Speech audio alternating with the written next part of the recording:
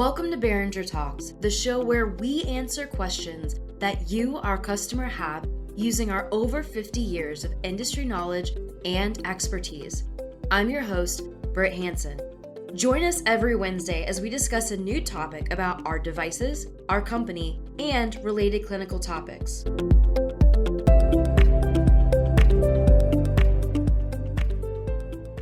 Recently, we've been focusing on Behringer values. Our value number 5, we improve our skills continually to enable us to serve our customers, community, and each other.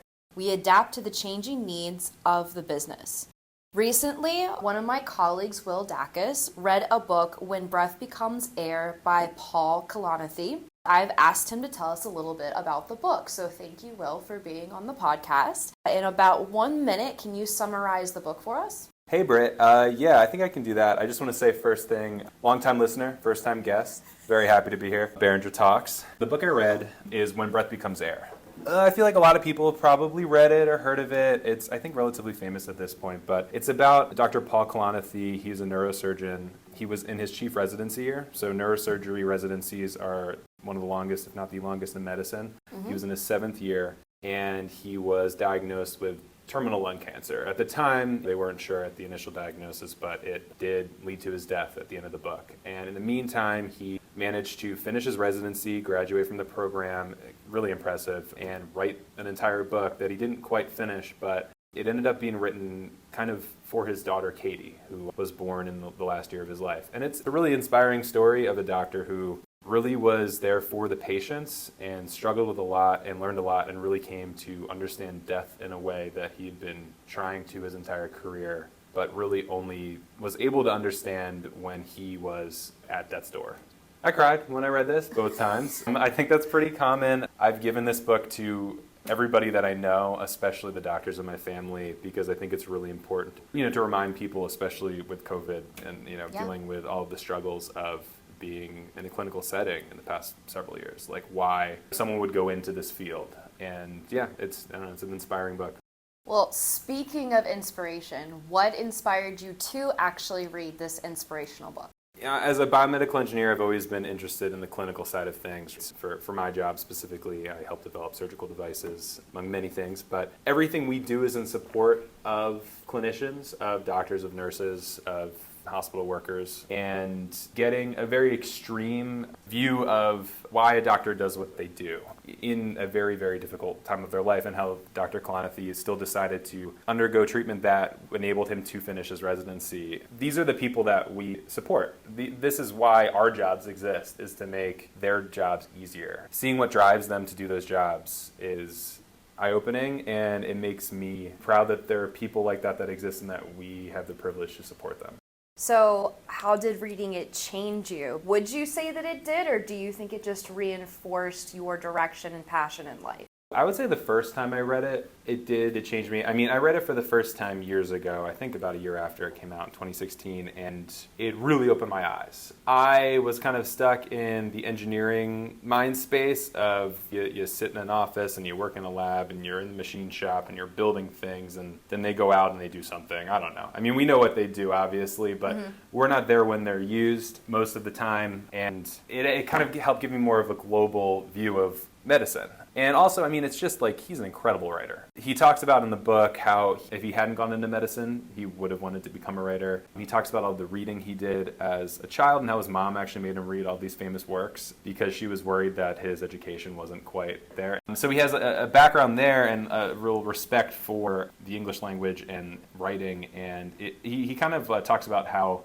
that plays into, describing the world, right? And how, you can describe it with science, but also philosophy. And he really focuses a lot on how not only is he a doctor, but he's also a researcher, a scientist, a philosopher.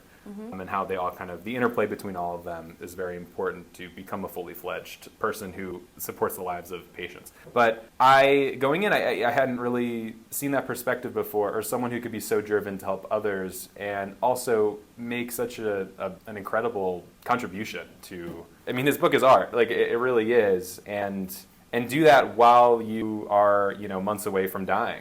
So the first time I read it, really did kind of opened my eyes a lot of things. The most recent time, it was just because, I mean, this is such a good book. It's one of my favorite books. And I joked about having Organic Chemistry 9th edition as my book for this. And, there still might be an episode for that later. But I thought this was something that would resonate with more people. And also, it's just a book that I love talking about because he's really an inspiration to anybody in the field and even people that are tangentially in it like us. So that's not too much more change this time, but kind of remembering why this book meant so much to me in the first place. And hopefully, the more people that read this, I think the better everyone will become. So did you cry the first time you read the book too?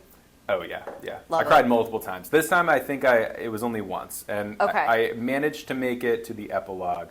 Oh, I should say his wife Lucy writes the epilogue. And it's rough, it's real, and I don't know, she's just as good of a writer as he is. They're an incredible pair.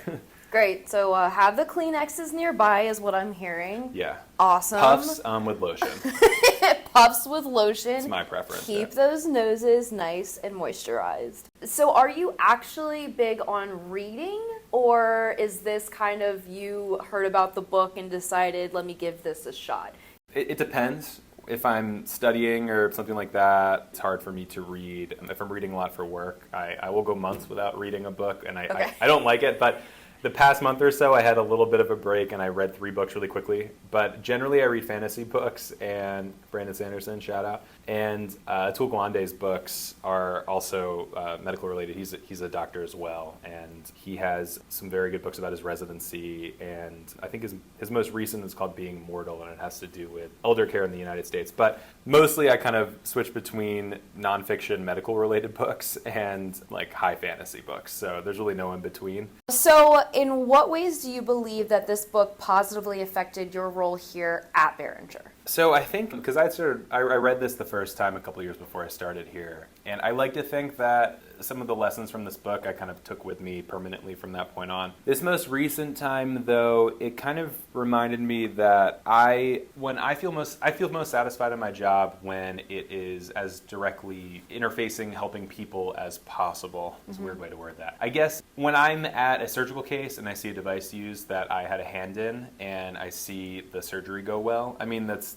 awesome. Like, I love to see it. It's great that the doctor or nurses or whoever was using it had like a streamlined time and it did what it needed to do, but also just seeing that, hey, we had this device, we used it, and the patient like went home when they normally would. I mean, sometimes with these surgical devices, if the patient has no idea that anything out of the ordinary happened, anything new was used in the surgery, and they, are sent home when they normally would. Like, that's kind of the best of all, because you had something that kind of, it helped with the mechanical aspects of the surgery and didn't impact the patient. If anything, you could have improvement in maybe like hospital stay or something like that, but kind of being in, like, silently helping the overall procedure and kind of leaving without anyone knowing you were really there other than the people who use the device. That's really cool, because it's like, yeah, we contributed and the patient's great, and it feels kind of like sneaky and like, ooh, I don't know, like, wow, look at us. In a good way. Yeah, in a good way. It's like, yeah, like we made this awesome thing, and like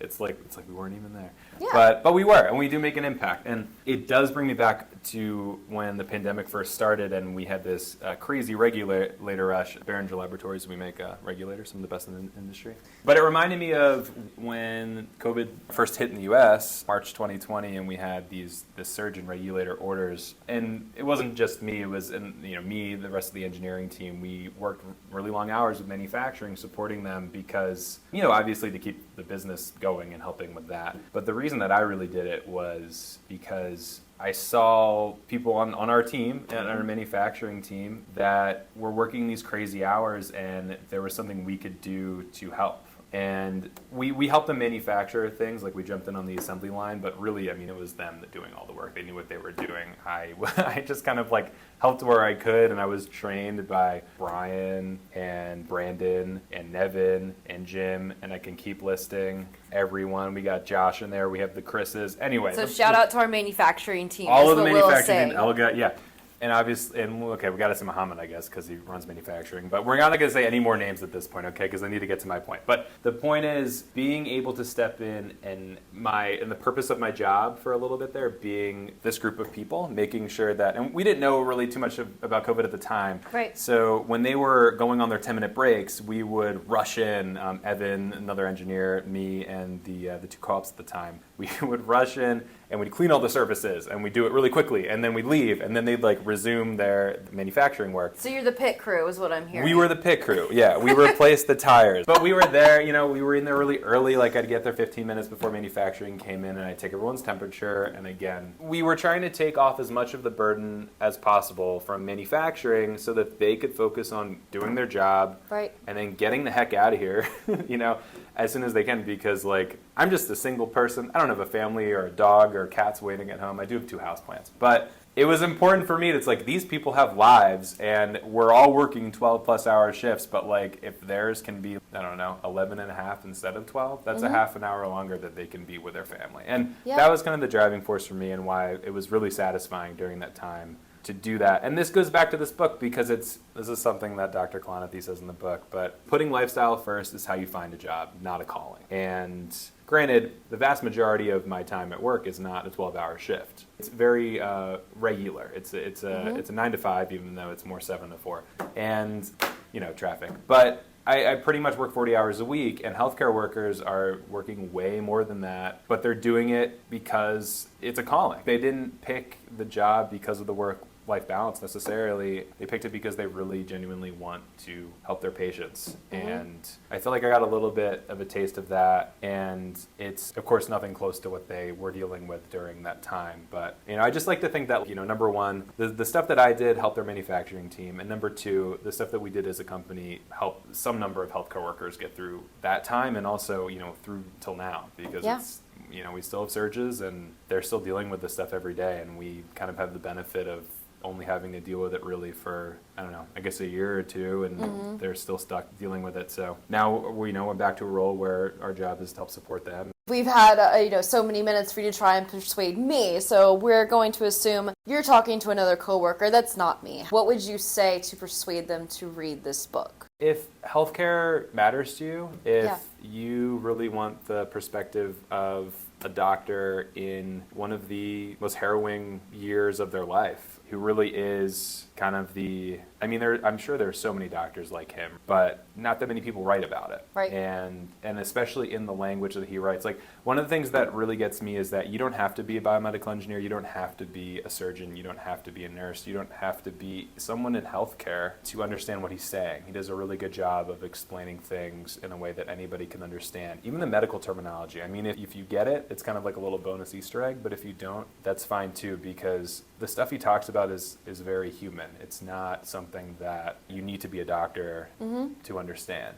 And we all have jobs, we all work. If you want a perspective on life, and also with a little bit of healthcare flair, I think this is super relevant now, especially with COVID, but I really don't think this book would ever not be relevant. Yeah, well, it sounds to me, sometimes when you do a job for so long, you eventually get jaded and you just see at the end of the day, it's just numbers. It's return on investment. It's what is the business interested in. And that by reading this book, it brings you back to that initial passion of helping people and realizing at the end of the day, that's what you're there to do. So if you follow that passion of helping people, the profits, return on investment will follow afterwards. Exactly. I genuinely think that just no matter who you are, you should read this book. So, Will, do you have any last thoughts about the book that you want to share, questions that I unasked? Read it. I think everyone in this office should read it and be inspired by Dr. Kalanithi and his resilience as he was dealing with something that none of us will hopefully ever have to deal with, but something that really, it brings out the kind of person who you are, and it forces you to, I guess there are multiple ways that it can happen, but you can either become your best self or your worst self, and I think he chose to become his best self. And that process, I think, is a very important thing to observe in others. So you can, any difficulty you're getting through, if you can see someone who has made it through a much more difficult situation, I guess figuratively, but it's still going to help you in your situation and be an example for you to follow. And I think he really is. Well, I really appreciate you coming on the podcast. I can't wait to talk to you in the future about other books you might be reading. Thank you so much for having me. If you have any questions about anything you've heard on our episode today, please visit us at behringerlabs.com. Follow us on LinkedIn, Facebook, Twitter, and Instagram at Behringer Labs. That's BOEHRINGER Labs. Like what you hear? Subscribe to our podcast on Apple Podcasts, Spotify, or wherever you get your podcasts.